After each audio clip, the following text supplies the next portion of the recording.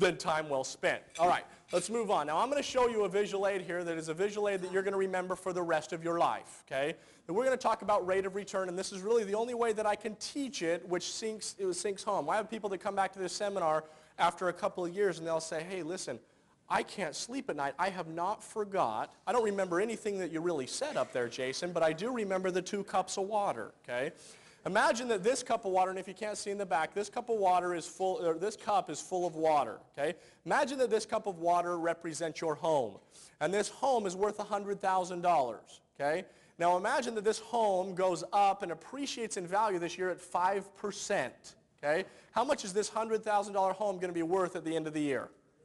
105, pretty simple math, okay? Now let's say that I decide to separate that equity and I refinance the property and I pull that equity out and I put it somewhere that is liquid to me and safe from other people, but now my home is mortgaged to the top, okay? It's still worth $100,000 and it appreciates at 5% this year, but it's mortgaged to the top, okay? How much is it going to be worth at the end of the year? 105, okay? So regardless of if it's free and clear, okay, or all my equity is removed and it's mortgaged to the top, it's going to appreciate at the exact same rate. With me? Okay. Now I've taken this $100,000 out here, this asset. I've just actually doubled my assets. A $100,000 asset, I refinance, pulled it out. Now I have $200,000 of assets.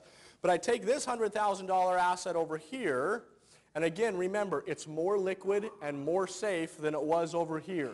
Okay. Now I've just given this a new light and a new life. Let's say that I put this $100,000 somewhere, and I invest it and I earn, let's say, 10%. How much is this going to be worth at the end of the year? 110, okay? So when my equity was inside my home, I earned 5%, and it was in one of the most vulnerable positions it can possibly be.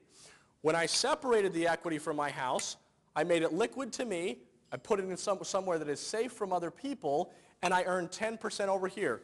Together, I earned 5% unsafe. Separate, I earned 5 here and 10 here, 15%, and it was safer all along the way. Okay? Now, I know someone in the audience, and I don't know who you are, but someone in the audience is going, oh, yeah, that's a fine and dandy, but now you have a mortgage on that property. Okay? Absolutely, that's what I've said. You have this mortgage to the top. If I borrow it, let's say 6% this year, is that tax deductible for me? Yeah, if I make over $58,100, it's tax deductible all the way down to 4. Okay? It cost me 4. I made 15. I had a net spread of 11.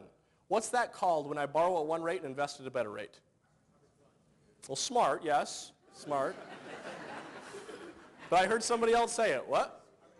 Arbitrage. It's what the banks do. I'm just teaching you to do with your equity what the banks have done with your equity for years. You keep it in your control. You make the money on it, and you make sure that it's safe to you, not to the bank. Now, let's